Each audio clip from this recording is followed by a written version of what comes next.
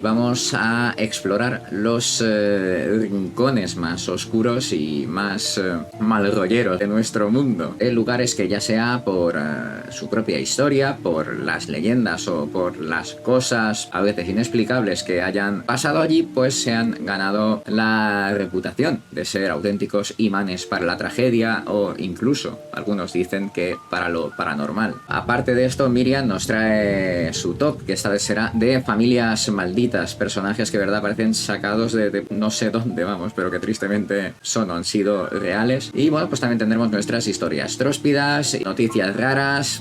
Sin más dilación, este es el puto programa de los martes. A eso habéis venido. Oh, that fucking Tuesday show. Plenty of smoke, blue lights that glow. Get yourself a strong drink, sit back and enjoy. Oh, how I like the Tuesday show.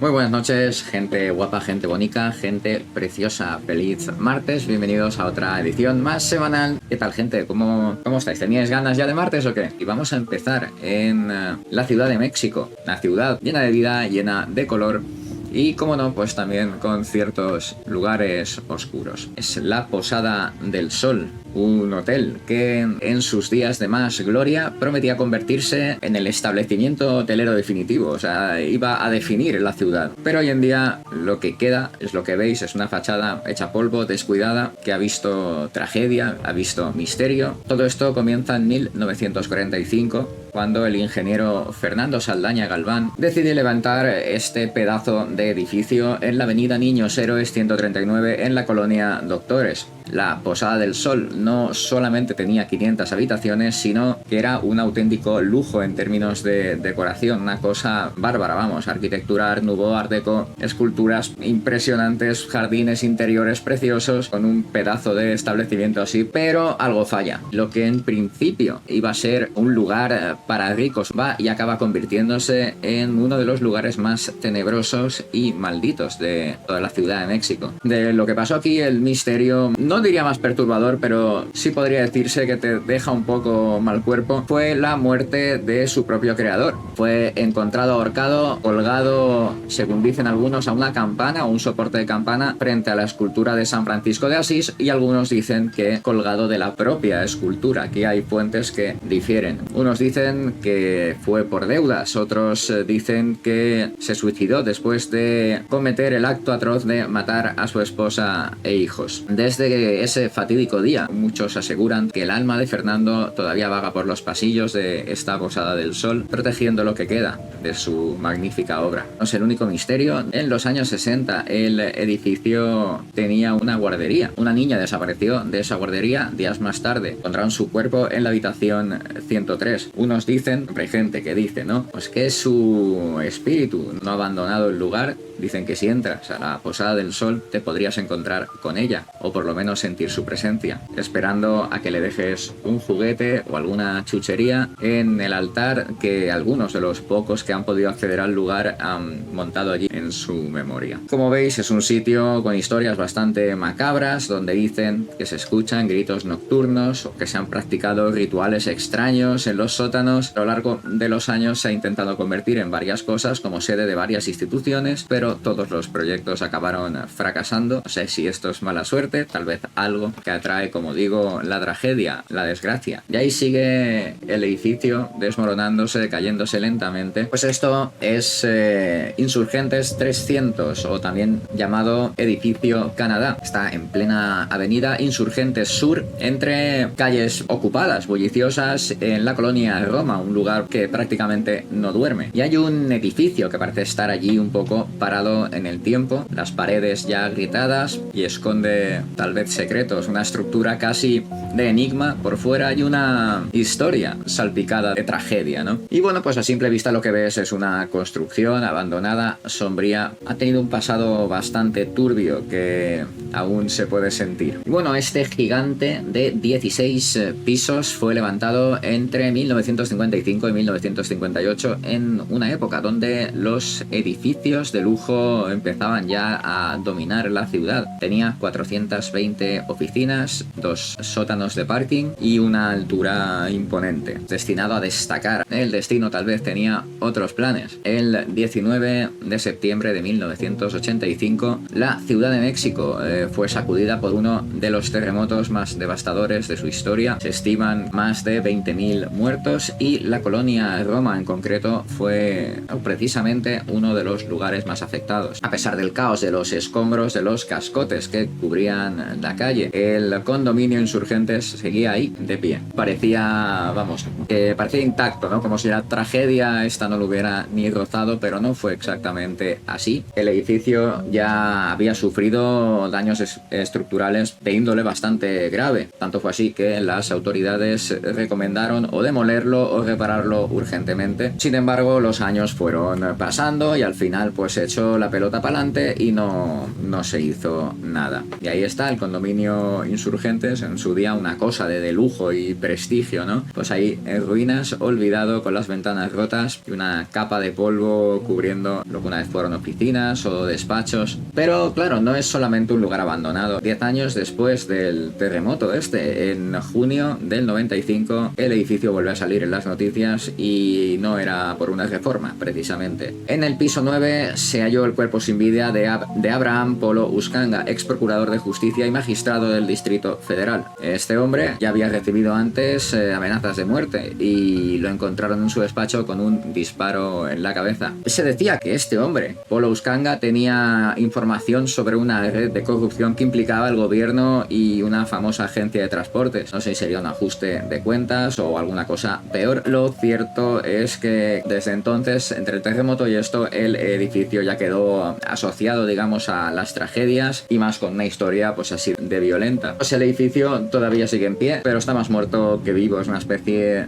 de zombie del paisaje urbano. Tras el terremoto, el asesinato y varios incendios, de hecho, que hubo ahí, hay todavía negocios, ¿no?, activos en la planta baja, pero vamos, lo que es el edificio ya está prácticamente en desuso. Viven 4 ahí. Hay gente que pasa por allí y sin fijarse, sin mirar, sin pensar, ignoran que dentro de esas paredes hubo una historia de corrupción y un asesinato. También se dice que si un día lo restauraran, pues recuperaría ese antiguo esplendor que tenía. Es de hecho, como el otro lugar, otro imán para la desgracia y para la tragedia. Os explico, esto es en Valencia, es la finca maldita, está en Tres Forques 1. Y os comento, 9 muertes violentas en apenas 50 años. En un edificio que apenas tiene 15 viviendas. Una muerte cada 5 años. Promedio una por planta. Y esto parece muy peliculero del Guardián de la Cripta o algo así. Pero es cierto, es una realidad. Esto ocurrió en el número 1 de la calle Tres Forques en Valencia. Y es un edificio, pues ahí está, corriente, con su fachadita, ladrillo rojo, típica pues de esos años. La verdad, he visto demasiadas cosas para ser solo una coincidencia, dicen algunos. Lo construyeron en 1957, 10 años después de la riada que asoló Valencia. Ya hablaremos un día de esto. Este bloque de 7 pisos más el ático ha sido escenario de cosas chunguísimas, de cosas escalofriantes que traumatizaron a sus otros inquilinos y lo convirtieron en lo que hoy todos conocen todavía como la finca maldita. Aunque sus habitantes obviamente odian ese nombre, lo cierto es que la historia del edificio tiene bastante tela, ¿eh? Pues todo comienza en noviembre de 1968. Gracia Imperio, una famosa vedette que había encandilado al público del Mocambo Club, fue encontrada muerta en su piso junto a su amante, creo que exnovio también. Habían cenado la noche anterior, acompañados por un modisto que trabajaba para ella, pues para el tema de los espectáculos espectáculos que hacía. Entonces este hombre se va, los deja a solas y vuelve a la mañana siguiente pues para ultimar algunos detalles del espectáculo, tal y cual, pero nadie abre la puerta. Se extraña y no se atreve a entrar solo, así que va a buscar al portero. Los dos abren el apartamento y de repente un bofetón de olor a gas instantáneo. Los cuerpos de Gracia Imperio y Vicente Alberto Artal estaban muertos, ahí en la bañera. Tenían las llaves de gas abiertas y muchas preguntas que ya no podían responderse. ¿Sería un accidente o un suicidio o un crimen pasional? Nunca se ha tenido una conclusión clara del todo, pero esta fue la primera muerte de la lista. Pasaron muchas más. Después le vino el turno a un hombre argentino que vivía en el cuarto piso. Una muerte violenta también. Decidió poner fin a su vida lanzándose del balcón al vacío. Claro, eso traumatizó no solo a los inquilinos, el vecindario obviamente, los vecinos de los edificios cercanos pues fliparían gambas, vamos. Esta muerte, otra advertencia de que el edificio parecía estar gafado. Esta lista iba a ir creciendo. Un joven de apenas 18 años muere en su propia casa, por lo que parece ser una sobredosis de drogas. Se desvaneció en mitad de una fiesta, acabó en tragedia. Ese piso también se convirtió en otro piso marcado en esta supuesta maldición que rodea el edificio. Esta es bastante chunga, te deja bastante mal cuerpo, porque fue la de dos hermanos, dos niños pequeños que jugaban en su habitación saltando en la cama con la ventana abierta. La niña dio un mal paso, rebotó mal y salió despedida por la ventana, y su hermano, intentando rápido cogerla, la niña la arrastró en la caída. Ambos cayeron al vacío, la niña murió al instante y el niño pues apenas unos días después en el hospital. Otra vez la tragedia, más en el mismo edificio. La del cuñado de la dueña del club donde trabajaba la vedette, el cuñado de Mercedes Viana, y que además era dueña de la mayoría de pisos del edificio porque los había comprado todos para que se alojaran los artistas, los bailarines o modistas o demás, ¿no? El cuñado de esta señora se precipitó por el hueco de la escalera. No se sabe si fue un accidente, un suicidio. Las cosas pues tampoco están claras. Pues otro más que se suma a la oscura historia de este edificio. Marzo de 2012 y ocurre uno de los crímenes más impactantes, no solo del edificio de Valencia en general en ese momento. Edilene Oliveira, mujer brasileña de 32 años que ofrecía servicios sexuales a domicilio, fue brutalmente asesinada en el edificio por un cliente que la había llamado en plena madrugada. Tras una discusión bastante violenta, él la mata de manera brutal y esconde el cuerpo en un trastero. Y el asesino fue detenido poco después con la ropa manchada de sangre, según se dice. No he podido corroborar del todo ese dato. Y Edilene fue la séptima víctima de este edificio y además, como veis, estuvo en las noticias en ese momento en toda Valencia. Pero la lista tampoco acaba aquí. En 2015 los vecinos del edificio empiezan a notar un olor fuertísimo que viene de la puerta 14 y nadie había visto a ese inquilino, un hombre de 65 años que vivía solo desde hacía semanas, no lo habían visto. Llaman a la policía que tras entrar en la vivienda descubre cuerpo. El hombre había muerto de causas naturales y el cadáver llevaba ahí días en descomposición. Y aunque no fuera una muerte violenta, pues también se suma las muertes así, digamos, reseñables del edificio. 9 muertes en total, algunas trágicas, otras violentas, y todas ocurren dentro del mismo edificio. Por eso la gente del barrio lo llama la finca maldita. Como he dicho antes, los habitantes rechazan esta etiqueta que les han puesto. Es imposible ignorar todo esto. Y cabe mencionar que hay un cómic basado en esto, se llama 9 orcas, por Adrián Vago y Pablo Vergel, que yo pues esto no lo sabía, esto lo he aprendido hoy y me gustaría mucho verlo. Muchos lo sugeristeis cuando os pregunté, en uno de los programas os pregunté qué lugares malditos conocíais, o también creo que en la taberna pregunté a varios y muchos me dijeron Belchite, un pueblo zaragozano que vivió el horror de la guerra, y ahí sigue, parado en el tiempo, una cicatriz abierta en el paisaje aragonés. El 28 de julio de 1936, desde Zaragoza, el general Miguel de Cabanellas ordena la detención de alcaldes y militantes del Frente Popular en diversas poblaciones de Aragón. Un día después decreta el estado de guerra. Las milicias falangistas empiezan a reprimir violentamente a los alcaldes y enemigos políticos, mientras los anarquistas anarquistas avanzaban desde Cataluña y Valencia. En apenas un mes se establece el Frente de Aragón, una línea que parte la comunidad en dos desde el norte hasta el sur. En ese frente, Teruel y Huesca se convierten en lugares de batalla, pero Zaragoza, que estaba en manos sublevadas, permanece alejada de los enfrentamientos directos. Para liberar presión en el frente norte, el ejército republicano lanza una ofensiva en dirección a Zaragoza para debilitar la otra parte. Belchite es uno de los principales objetivos, y así la localidad se ve atrapada en una de las batallas más crueles y más intensas de la guerra civil. La batalla de Belchite comienza el 24 de agosto de 1937 y se extiende hasta el 6 de septiembre.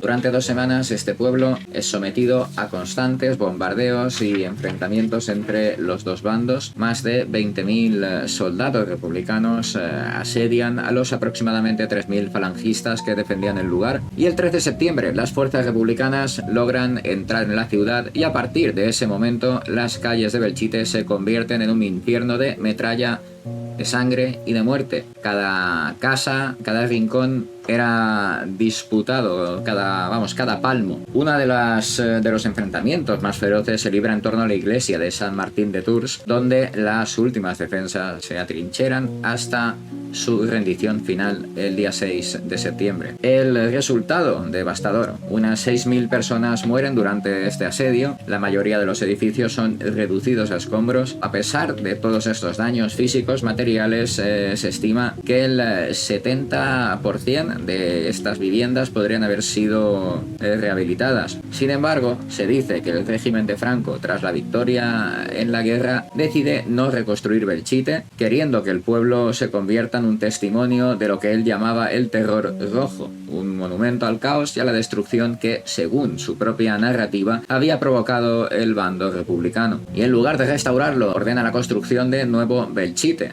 levantado en 1954 a poca distancia del Belchite original. Con el paso de los años, obviamente, y con los elementos, el viejo Belchite ha sufrido más estragos de los que ya llevaba. Ha sufrido también saqueos, expolios y la acción de los elementos, la acción de la intemperie. Lo que queda es lo que veis: ruinas desgastadas por el paso del tiempo, testigos de la tragedia mayúscula que envolvió a ese lugar. Pero sin embargo, a pesar de ese deterioro, el pueblo vive una nueva vida gracias a la Fundación Pueblo Viejo de Belchite, que trabaja para preservar la memoria histórica del lugar y consolidar el patrimonio. A través de visitas guiadas, el visitante puede recorrer estas calles desiertas, desmoronadas, y sentir el peso de esa historia reciente. Y en algunos casos, según, como siempre dicen algunos, experimentar fenómenos paranormales. Y entre varios testimonios que he estado mirando y que se han recopilado a lo largo de los años, se me hace bastante crudo el de Josefina, que vivió en carne propia el horror de ese asedio, de ese ataque a la edad de 12 años. Se refugió en su casa junto a su familia, tratando de sobrevivir, de que no le dispararan, pero la falta de víveres obligó a su padre a tomar una decisión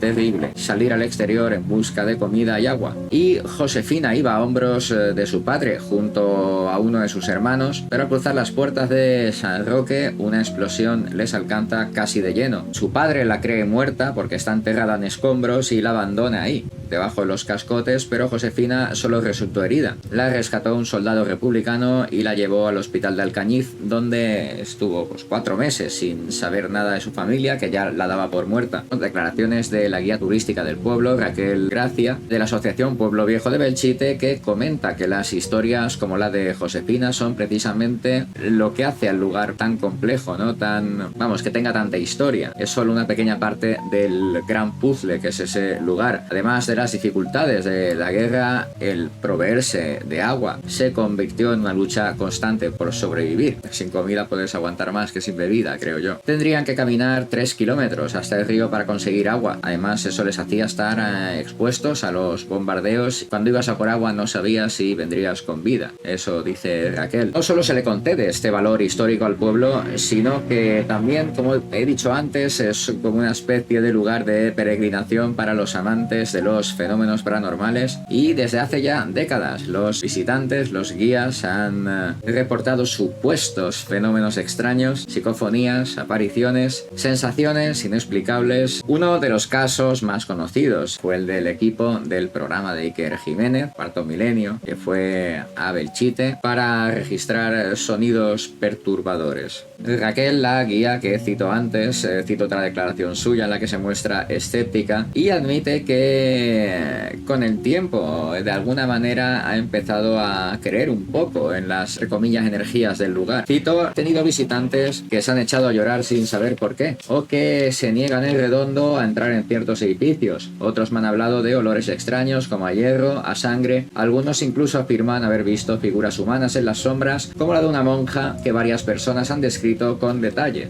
Eso nos dice la guía del lugar. Cabía mencionarlo. Se han registrado fotografías y vídeos en los que aparecen sombras y cosas raras. Esto es lo que supuestamente se veía ahí, este tipo de figuras y esas cosas. El pueblo sigue en pie gracias a los esfuerzos de esta fundación. Vamos, se le podía considerar casi por lo del asedio una ciudad amurallada sin muralla, que además sigue siendo transitable. Y entre los restos arquitectónicos más destacados que tenemos por ahí, el Arco de la Villa, una construcción barroca del siglo XVII, y las dos iglesias que aún permanecen en pie: San Agustín, que está cerrado al público por su mal estado, y San Martín de Tours, una iglesia que muestra una fascinante mezcla de estilos arquitectónicos que van desde el gótico hasta el neoclásico. También está la Torre del Reloj, que en su día pertenecía a la iglesia de San Juan. Es como un punto de referencia, ahí se ve sobre el paisaje este tan bajito, tan desolado, junto a las ruinas de las casas de la calle Mayor, y es una de las estampas más icónicas de este pueblo. Es un recuerdo vivo, en este caso, de la Guerra Civil Española, da igual que fueran de un bando o de otro, y un enigma cargado de misterio. No sé si alguien ha oído hablar de la Sabinosa. Bueno, pues hablamos del preventorio de la Sabinosa, ubicado en Tarragona. Ahora lo veréis, un testimonio casi comatoso, como decía en el caso del Insurgentes 300, un testimonio casi comatoso del abandono, la negligencia política y el sufrimiento que fueron construyendo la historia de este lugar, desde su concepción hasta su cierre en 1967. Esto se concibió inicialmente como un sanatorio preventivo, pues se llama preventorio, para niños con riesgo de contraer tuberculosis, y fue inaugurado en 1945, pero la historia comienza mucho antes, con muchos retrasos, muchos desvíos, mucho mangoneo y desviamientos de su propósito original. Al final se colocan las primeras piedras en 1928, mira si tardó en construirse, pero la inauguración oficial no ocurre hasta el año 45, después de haber servido como refugio para niños de la Guerra Civil y como hospital militar durante